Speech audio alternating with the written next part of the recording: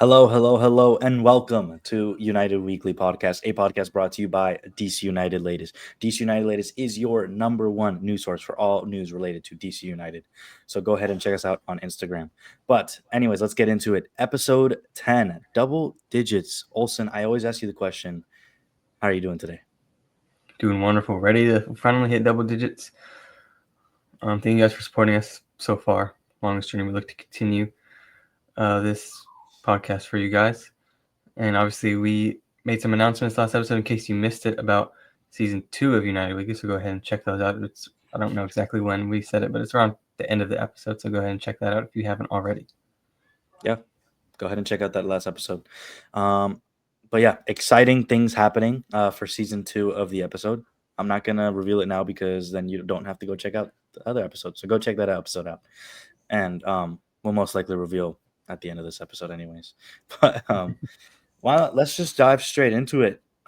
Little schedule that we're doing today. We're gonna be talking about the performance of the DC United versus Philadelphia Union game, where I'm not even gonna say it. We'll get into it. Then we're going to talk about a player spotlight. And I think you already know who that player is going to be.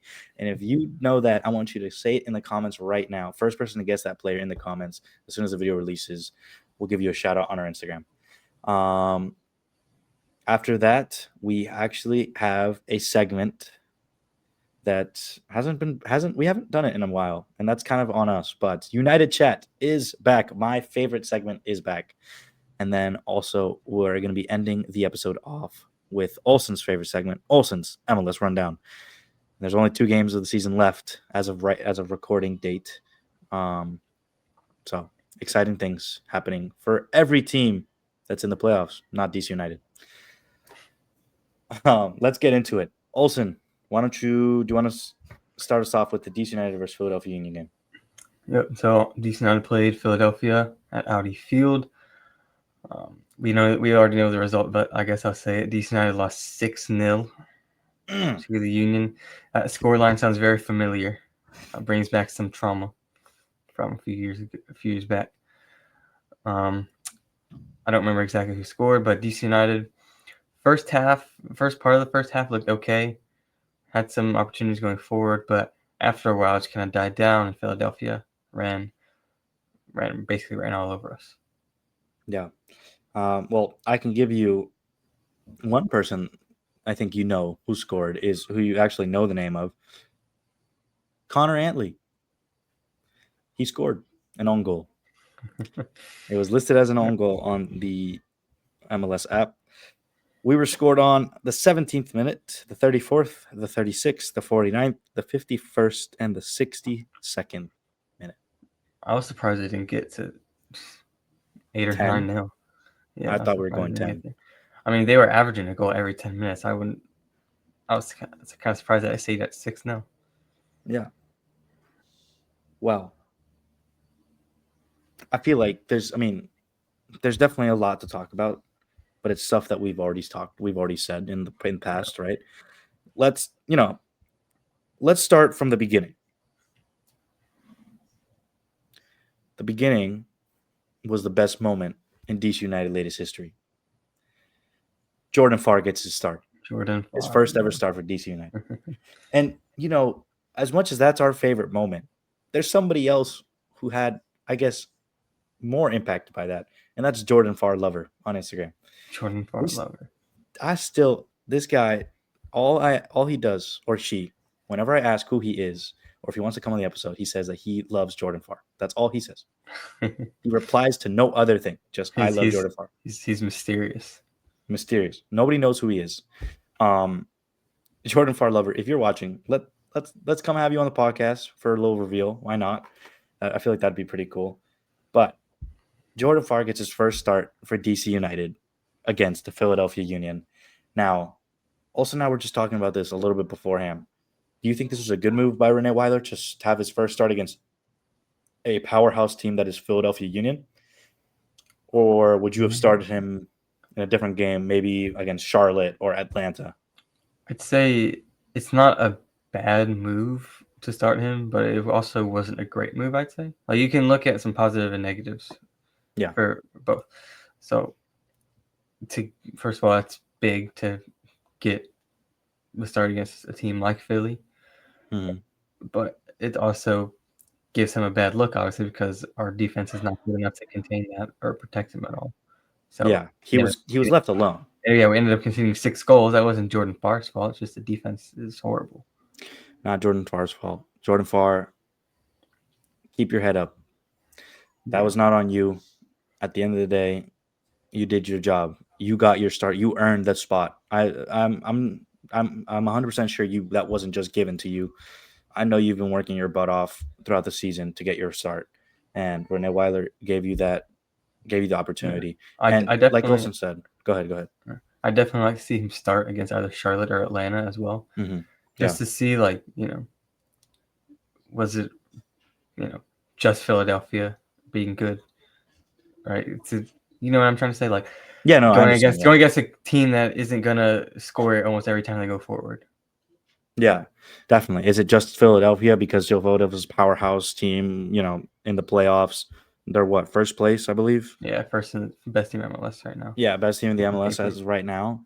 Um, Now, I would love to see him be put to the test against a team like Charlotte or Atlanta, who isn't as strong as Philadelphia, but Exactly. isn't. Yeah, I would like to see him start against Charlotte. Like if I could pick one, I'd say Charlotte because Charlotte is a solid team, but Hmm. they're not like to the point of Philadelphia where they're just gonna break down your defense every time they go forward. Yeah, Charlotte's in fifth place in the Eastern Conference. They're in the playoffs. Yeah, Um, a team like Atlanta eliminated from the playoffs, so maybe we'll see him again against Atlanta. But I'd like yeah, to see him against Charlotte. I'd like to see him for the rest of these two games. Get him as much yeah. playing time as you Honestly, can. yeah, But like you said, I want to go back to what you said about how this was a good thing and a bad thing for Jordan Farr starting this game. I think it was a good thing because he worked his butt off and he ultimately gained his spot as a starter against Philadelphia. And there could have been some positives. He could have gone crazy, which almost inhumane basically because those goals weren't his fault. But if he stopped, let's say, if he didn't get if Philadelphia wasn't able to score a goal on us because Jordan Farr decided to turn into like a brick wall and a literal brick wall, then that would have looked really good for him, right? But also that's a lot of pressure on your defense, who isn't up to the standards of getting into the playoffs. Our defense cannot survive attacks from top teams like this, right? Or, so he's just left alone there, right? So that's how it also can be, a negative side because he's left alone and he's put in a just pressure yeah, opportunity where, just a sitting duck really yeah, sitting for duck. the back. But either way, Jordan Farr, we are happy that you got your first start in the MLS. We're proud of you. Um, I hope there's more starts to come. We've always talked very highly of you, how um, you know how everything works around the team. So we're happy that you got your start. We hope you can play again against Charlotte or Atlanta. But yeah, let's see. Let's talk more about the defense. That at first, the defense and the offense, like the offense was, we were attacking. Like I was We were surprised up at there, first. yeah. At the beginning of the game, before the first goal that was at the 17th minute, I was very happy. Yeah, for the 17th minute, but I was very happy with the performance that DC United was doing because we were actually attacking. We were playing the ball, passing around, and we looked good. We looked really good. It's just we couldn't finish those chances. By the time it was like 2-0, I think we should have been 2-2, in my opinion. I think Stroud hit the post and then Pirani also hit the post. I believe so, yeah. Like that's just unlucky. I mean, what can you do about that? I'm just like I was gutted. Stroud actually played a pretty good game at first. Like in the beginning, He did. he was He's solid. actually making an impact. That's the first time we've seen him do that in a while. It reminded me of the Stroud that we had last season, where he Yeah. was making those impacts plays and scoring goals, basically. He was a threat on the wing most of the Yeah. time last year. I mean, we haven't seen that a lot this year. Hmm. But other than that, like, come on, we just got to get better. Like, it was just Yeah. embarrassing. It's just the quality difference showed after a while. Just how many Yeah. weapons Philadelphia have just versus our lackluster defense. Hmm. I will say Herrera played a good game. I mean, I can't blame. I can't just say the entire defense as a point because Herrera did have a good game. One person did was Bartlett in? I don't think Bartlett played, right? No, the two center backs were Rouse and McNaughton. Rouse McNaughton, right? Yeah, it's. I think if Bartlett was in, now this is a little controversial because Bartlett hasn't had the best season, but recently he's been doing good. I think Bartlett would He have has. definitely solidified the defense a lot more Yeah. because I'd say put in Bartlett for McNaughton, and I say yeah, we it Bartlett gets Rouse. it gets like it gets gets a tiny bit better. Maybe it Just would have been 5-0. maybe. But I think Bartlett's definitely, has cemented himself as a starting role in center back position. I think Rene Weiler's just giving. I'm not sure if he might be injured with a. He might be injured. I'm not 100% sure. Either he's injured Yeah, or he's just he wasn't on the team sheet actually. Now that I'm looking, he Okay, was so not on the bench either. I don't know why, but I feel like I've heard something about a hamstring injury, but that's just like a guess that I have. I don't know if that's actually true. But well, I'll look into that for you. I'll look into that in a bit. But Bartlett definitely has struggled throughout the season, but recently with the Rene Weiler era, he's been doing a lot better. Um, Yeah, I mean so I think Bartlett would have helped a little bit. I've always seen like I know he's a solid defender, right? Yeah, He's been poor, especially first half of this season. yeah, Very poor. But I know he's got a decent amount of talent, right? He's not like the best center back in the world, but he's solid enough to be part of our back line. Even going into next season, I'd say he can keep up the form that he's been at recently. I mean, he's been and continues to develop, right? And yeah. I think he's continue to gotten put better. Yeah. in decent performances. It's the Hmm. consistency at the end of the day because you can't have a few good performances then, you know, have a bunch of bad ones like we've seen with Yeah. him. Now, what are your thoughts on Kai Rouse? Do you think he's a player, a defender, a center back that we want to have coming into our starting center back position alongside Bartlett? Um, I will say Rouse, he's not bad, but I'm not the biggest fan. I will say. I think early in the season he looked decent, but Hmm. recently it's like, eh. But I mean that's Yeah, decent at defense as a whole. But yeah. I I mean I'd think, say I wouldn't be opposed to keeping him, yeah, but we'll have to see what happens with the signings over the offseason. See yeah. if we can pick up some new defenders. All I And know because are if we do the pick up players. some solid defenders, then maybe I say we could sell Rouse for a good profit, even though we won't have him for a year. Yeah. You know who's a defender? I think that actually who's been solid in the USL right now. The guest, our first ever professional soccer player guest, Tony Alfaro. And Alfaro. That guy, he's still solid. He's even though he's playing the USL, that he's still a solid defender. I was looking at some clips. He's definitely worthy enough to be still be in MLS. Yeah, like why not bring him back? He has Yeah, the veteran experience. He has the experience being on a team like DC United. He has the connection with Huicho or Luis Barraza. They played together in NYCFC, right? So who knows? But obviously, that's just that we don't really we obviously don't have a say with the players. And Rene Weiler's definitely. I feel like he's going to be looking more into European players yeah. that more fit his style, but which is fine. But obviously, you'll hear that first on the DC United Latest Instagram. Olsen, why don't you give us a quick shout out to the DCUL Instagram? If you want to get all the latest news, rumors, anything relating to the black and red, go ahead and check out DC United Latest on Instagram and give it a follow. We're faster than all the other news sources around MLS, faster than Tom Bogert. We can even prove that. Hmm. Um, we're going to be saying that for a while. Yeah. But number one news source for everything relating to DC United, whether it's transfers, match updates, injuries, anything like that, you'll see it on our page. And while you're Yep. at it, go ahead and check out the podcast Instagram United Weekly _podcast. We'll be posting some clips on there, and you'll also, in case you forget, you'll be able to find out when the episode's released because we make a post every single time a new episode is out. Yep. We'll be posting some clips of this episode before it even comes out. tonight or tomorrow morning before the episode comes out. So go ahead and check that out. Oh wait, actually, you're not gonna see this until the episode already comes out. So go ahead and check out the Instagram. We posted some stuff beforehand, little clips of this episode. But anyways, why I don't really have much else to say about the performance of the team other than this to this game, other than just meh, embarrassing, and bad defense. Other than Jordan Farr, Yeah, I can't just blame him for that. unfortunate. I mean, Philly's a good team, very good team, best team in MLS on paper. So Yeah. I can't blame the team for the loss. It's just big quality difference, right? I mean, Mm-hmm. Philadelphia's attack can do that against I don't know really good team, other good teams like say I don't know San Diego, Yeah. LAFC, Miami, all those teams. Philadelphia can easily break them down still.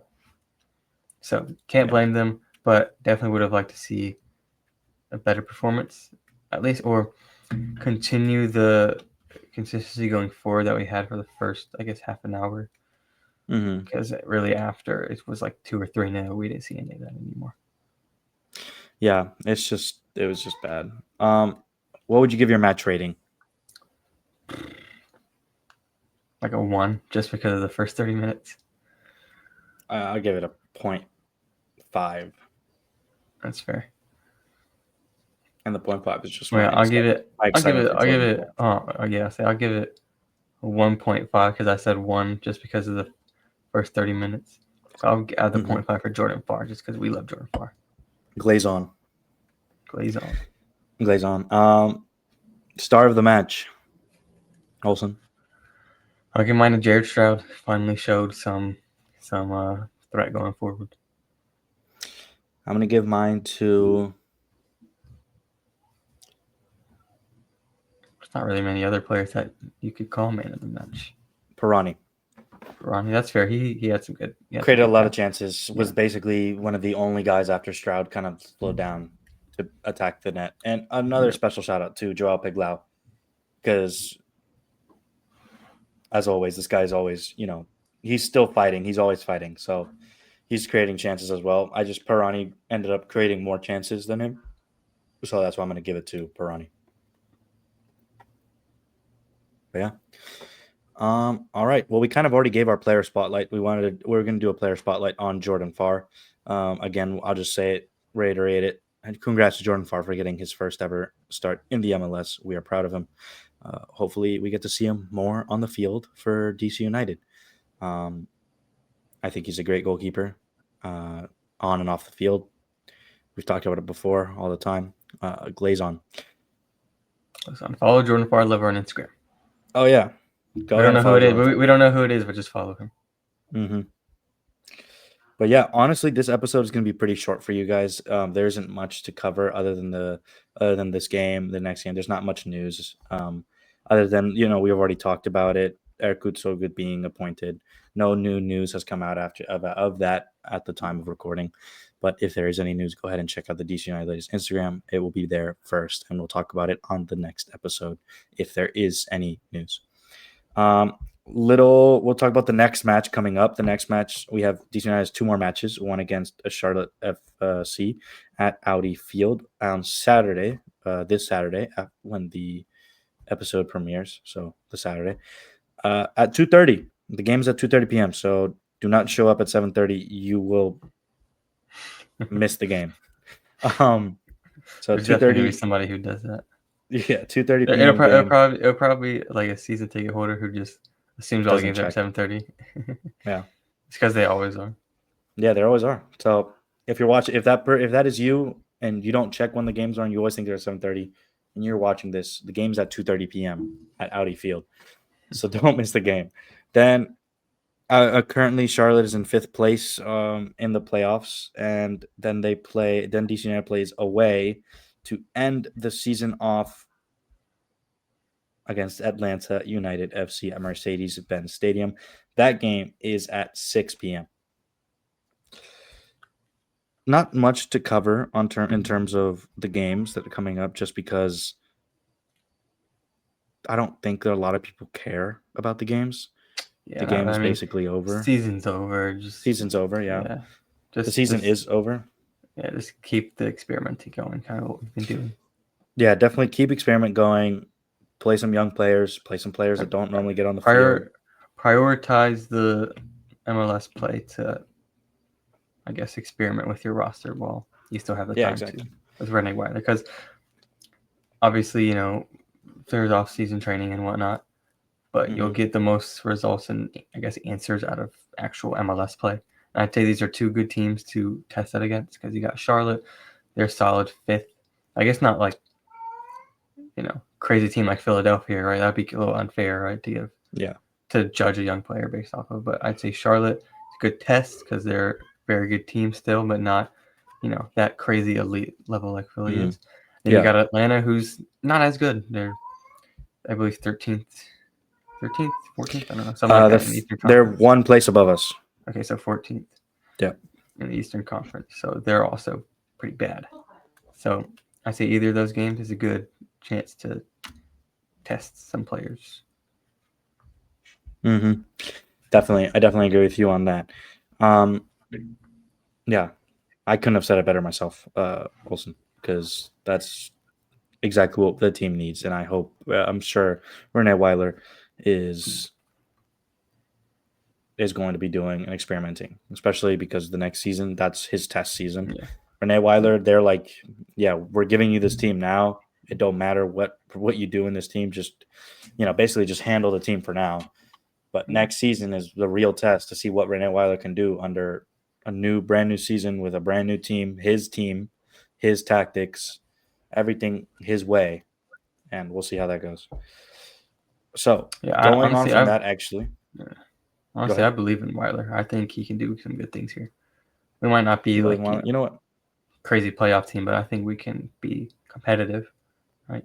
Yeah, Just let's at least make sure we're not an embarrassment to the league, right? Be yeah, no, competitive. Be exactly. a I team agree that with you. be a relevant team, a team that people talk about. Yeah, exactly. Like I like like that. I everybody like that. else, they look at DC and be like, "Oh, they're trash. Who cares?" Right? Yeah, yeah. But like, we want to be that team where people say, you know, whatever. Oh yeah, DC is playing. Let's look at that or see what they can do. Yeah, exactly. Give give give our fans hope and faith, and give the league give get us relevancy in the league, right? Be a team that Yeah. people talk about. Give the fans something to cheer for. Exactly. Yeah. Give the fans something to cheer for. Right now, the stadium is dead. Audi Field is like a ghost town, and that not even at the beginning of the game, the drums were playing. Yeah, I They did were there notice to that. support the I did team. notice that. As soon Did as they we end went up? down two I know you were nil, there. Did they end up leaving? yeah, they stopped. Yeah, I'm pretty sure. figures. I'm pretty sure they did. I was just honestly like, if they were there, I did not hear them, but I'm pretty sure they stopped after halftime. Yeah, So they figures. left the stands right before halftime, and they did like they go in and halftime they go outside to like the concessions and they do like a big circle and they drum and Yeah. and sing chants. Hmm. They do that, but after that, I'm pretty sure they just put them away. Yep. And there was only I think two sets of drums there. There wasn't like the main big drums. It was just two sets, and I Hmm. think it was just La Barra Brava who was doing the drums, Barra Brava drums. Yeah. But other than that, let's go on to our next topic, our second to last topic to talk about in this episode. My favorite segment, United Chat.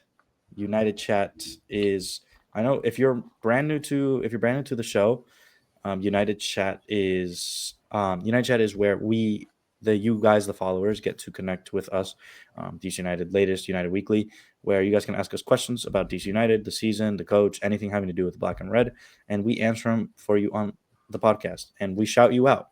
And if you don't want to be shouted out, then just say that on when you message us to say that you don't want to be shouted out. And I believe actually all the people who sent us stuff this week did not want to be shouted out. Um, so yeah, why not? Let's get into it right now.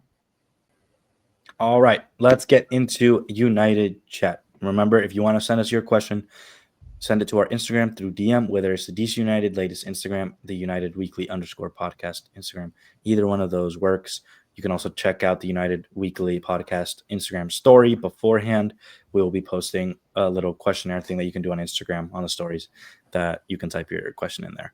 But let's get into it. I think we have only 3 questions this time, and I did mess up. There's one person who does want to be shouted out. The other 2 decided to stay anonymous. I'm going to start us off with my question. Olsen, from Anonymous, a DC United latest follower, how does DC United's MLS history influence its identity today?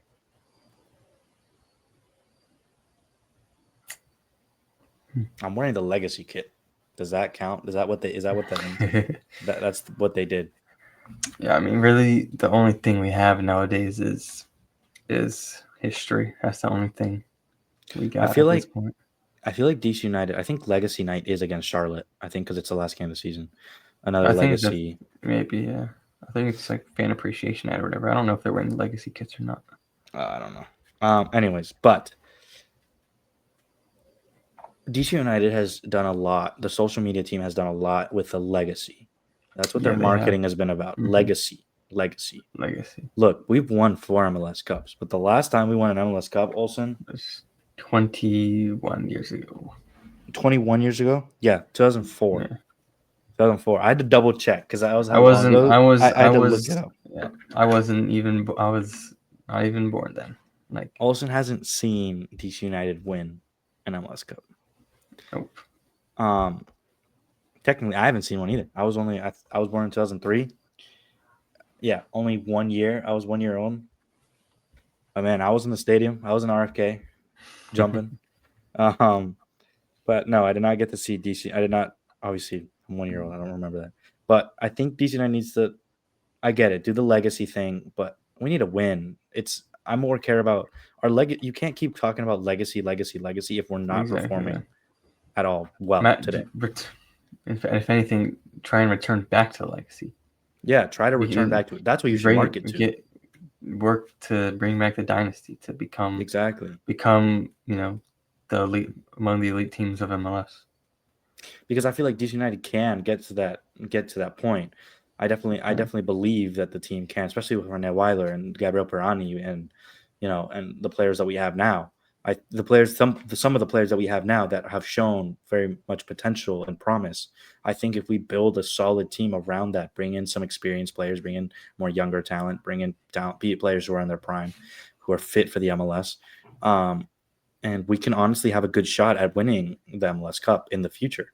Now, I truly believe that DC United will be back to the glory days of its time, but we can't just we be sitting here and talking about legacy. Yeah, it's just they're it's just all talk really. They're just words without action. Exactly. It holds no meaning, right? Like those, whatever posts they make would mean something if we were good, right? But we're just bad, so it's just words without actions, and it has no real impact. Yeah. Anyways, did you want? I think that answer. That's my answer to the question. Yeah. Okay. Well, I guess we'll move on to the next question. This one is from Jordan Farlover. I can already guess what it's gonna be. Page. He asks, "Who is the best goalkeeper in MLS, and why is it Jordan Farr?" So he basically just answered the game, answered the question with his question. But yes, who is the best goalkeeper in the MLS? It is Jordan Farr. Why is it Jordan Farr? Because he's Jordan Farr. Because he's Jordan Farr, exactly. He's Jordan Farr. And there may be some people who think, man, we're just doing this for the jokes. Jordan Farr is actually a very great goalkeeper. Yeah. If you're just a regular DC United fan and you've only just know about Jordan Farr because he's on DC United and you just saw his first performance now, you don't know how good Jordan Farr was when he played for, I believe he played for San Antonio FC, and then he played for, what was the team? The team that Bill Hamid's currently playing on right now, the Rowdies, I think that's what they're called. Yeah, Tampa Bay Rowdies. Yeah, Tampa Bay Rowdies. I think he won Goalkeeper of the Year in the USL Championship. Right? Really? I did not know that. I believe he won Goalkeeper of the Year. I knew he was on the. I knew he was on those teams, but I did not know he won that. I believe he did. Now I'm double guessing myself. Yep, Jordan Farr, goalkeeper of the year, playing for San Antonio FC. Yeah, he won goalkeeper of the year at San Antonio FC in 2022. Yep, 2022 is when he won goalkeeper of the year. So exactly. So Jordan Farr is like he's not just a regular random goalkeeper that just got Yeah, scored on 6-0. He is a exactly. good goalkeeper who's worked his butt off to get to where he is. So don't hate on Jordan Farr because that man has worked hard. And I'm not saying every other player has worked hard. Everybody works hard, but Jordan Farr has worked his butt off. So that's why we love him and we glaze him. And Jordan Farr lover, I'm sure, agrees with us. All right. Next question. I believe, Olsen, I think we have the last question. Yep. It's from an anonymous. He asks, which DC United goal this season has been your favorite, and why is it your favorite? Hmm. There's been a few good goals this season. I have one. That's definitely not easy. Okay, let's hear it. In May, when we beat FC Cincinnati. I don't know if you remember that. The Pirani goal off the free Pirani kick, goal off the corner. Yeah. Right? Was it a Was corner it? or free? Oh, it was a free It kick. was a free kick from like right on the goal line, basically. Yeah, free kick passed outside the 18, and he just passed one right there. it. He just boom. Yeah. That's my favorite goal of the season so far. Okay, well, I'll give mine. It's from the other Brazilian, João Pedro, back Oh, in April wait, against the Red Bulls. The bicycle think kick. about it. The shit Bulls. My bad. Yeah. Didn't think about it. Bulls. Yeah, that's a good one.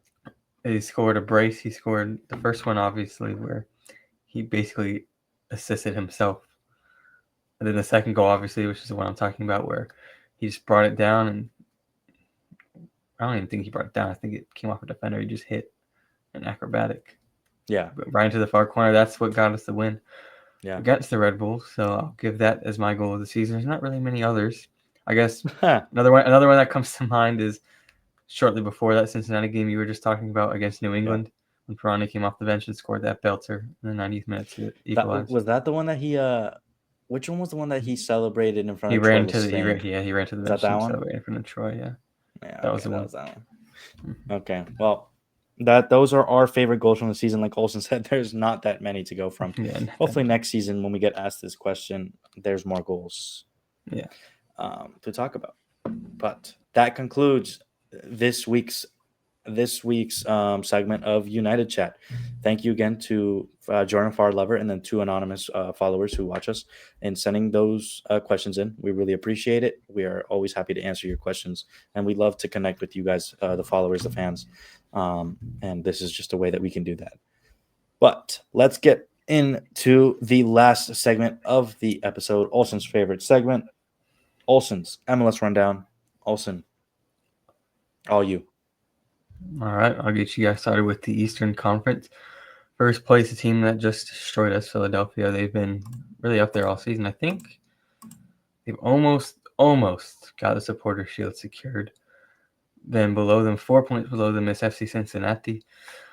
New York City FC, which is funny because second and third, Cincy and New York City are the last 2 teams we beat DC. So that's that. And then fourth, Inter Miami, who's actually playing Chicago right now on Tuesday night, which is that was random. I didn't even think. Yeah, that was the most random thing. I didn't even know they were playing. But they're down right now, I think, right? Yeah, they're down 3-2 at the moment of me recording this in the 64th minute. But after them is Charlotte, who we face this weekend, then Nashville, Orlando, then into the 2 play-in spots, whatever, is Chicago and Columbus. And that the playoff field is pretty much secured at this point. I think actually it's like fully guaranteed because 9th is Columbus on 50 points, and then 10th is the Red Bulls on 40. Yeah. So yeah, Columbus is in 9th on 50 points, and the Red Bulls are 10th with 43 points. So, and both teams have 2 games left. If Chicago lose, I think there's still a chance that Red Bull get in the playoffs. But other than that, Yeah, it's all basically done. it's just But Chicago. rest of the table: 11th New England, then Toronto, Montreal, Atlanta, and DC.